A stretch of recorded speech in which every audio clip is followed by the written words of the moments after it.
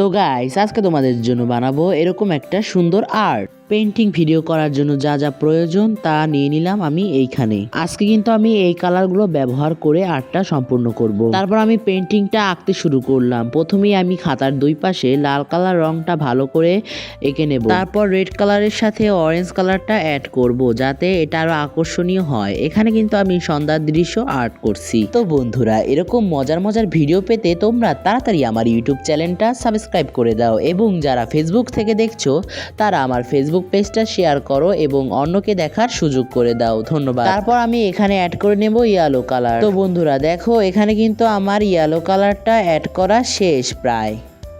এখানে পিকচারটাকে আরও সুন্দর এবং আকর্ষণীয় দেখাতে এখানে রেড কালার, ইয়েলো কালার এবং অরেঞ্জ কালারটা আমি স্মুথলি স্ট্রেচ করে নেব যাতে অনেক সুন্দর এবং আকর্ষণীয় দেখায়। তো গাইস, এখন ছবিটায় মূল জিনিসটা অ্যাড করব। এরকম সন্ধ্যার পিকচার বা ভোরের কোনো পিকচার দেখতে কার কার ভালো লাগে অবশ্যই কমেন্টে তোমরা জানাবে। তো গাইস, এখানে আমি নিয়ে নিয়েছি একটি মার্কার পেন এবং আমি খাতার উপরে পেন্সিল দিয়ে স্কেচ করে নিয়েছি। এখন আমি মার্কার পেন দিয়ে এই পেন্সিলের স্কেচের উপর আঁকবো। এখানে কালারটা অ্যাপ্লাই করার পর আমার কালারটা শুকায়নি, তার কারণ এখানে মার্কার দিয়ে আঁকতে খুবই অসুবিধা হচ্ছিল ছবিটা আঁকতে। এভাবে আমি কালো কালি দিয়ে পুরো ডিটেলসটা কালো কালার করে নেব। তো গাইস, তোমরা যদি এরকম আরো সুন্দর সুন্দর আর্ট ভিডিও পেতে চাও তাহলে এখনই আমার চ্যানেলটা সাবস্ক্রাইব করে পাশে থাকা বেল আইকনটি অন করে দাও যাতে সবার আগে তোমরা ভিডিওটা দেখতে পারো। তোমরা এখানে গানের তাল তালে টিউটোরিয়ালটা দেখতে থাকো।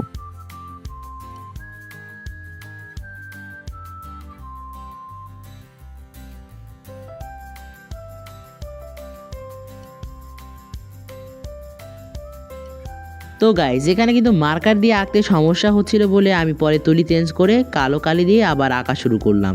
দেখো, কালো কালি দিয়ে আঁকার পর এটা কত সুন্দর হচ্ছে। কিন্তু গাইজ, এখানে কিন্তু আমি এই পিকচারটার আশেপাশে কিন্তু টেপ ব্যবহার করেছি। ভিডিওতে হয়তো টেপটা দেখা যাচ্ছে না, কিন্তু এখানে টেপ ব্যবহার করা আছে, যার কারণে যে আশেপাশে যেই রঙগুলো ছিটানো আছে সেগুলো টেপটা যখন উঠাবো তখন সোজা হয়ে যাবে। তো বন্ধুরা, আমার মতো কার কার এরকম দৃশ্য আঁকতে ভালো লাগে অবশ্যই কমেন্টে বলে যাবে কিন্তু। তো গাইস, এখানে কিন্তু আমি কালো কালার দিয়ে যে ডিটেলসগুলো দিয়েছিলাম সেগুলো কিন্তু কালো কালার দিয়ে সব এঁকে নিয়েছি।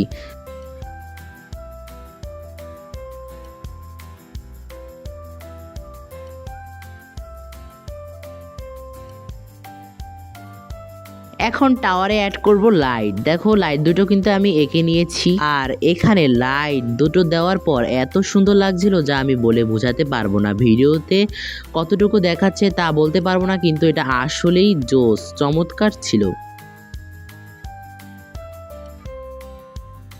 তো গাইস, এখন আমি উপরে কিছু পাতা অ্যাড করব যাতে এটা আরো সুন্দর দেখায়। আসলে এখানে পাতা হবে না, মানে কয়েকটা গাছের ডাল এঁকে দেব। তো দেখো বন্ধুরা, এই যে আমি গাছের ডালগুলো এঁকে নিয়েছি, কতটা সুন্দর লাগছে এখন দেখতে। এখন গাছের লাইনগুলোয় পাতা এঁকে নেব। গাছের ডাল এবং পাতা আঁকা হয়ে গেলে এখানে আমি একটি সূর্য আর্ট করব। এই দৃশ্যটা একটা সূর্যাস্তের দৃশ্য, যেখানে সূর্যটা যে সময় অস্ত যাচ্ছে তখন পরিবেশটা কত সুন্দর লাগছে সেটাই তুলে ধরেছি আপনাদের সামনে। তারপর এখানে সূর্য আঁকবো এবং পানিতে যেই সূর্যের আলোটা পড়েছে সেই পানির আবছা আবছা ভাবটাও এখানে এঁকে নেব।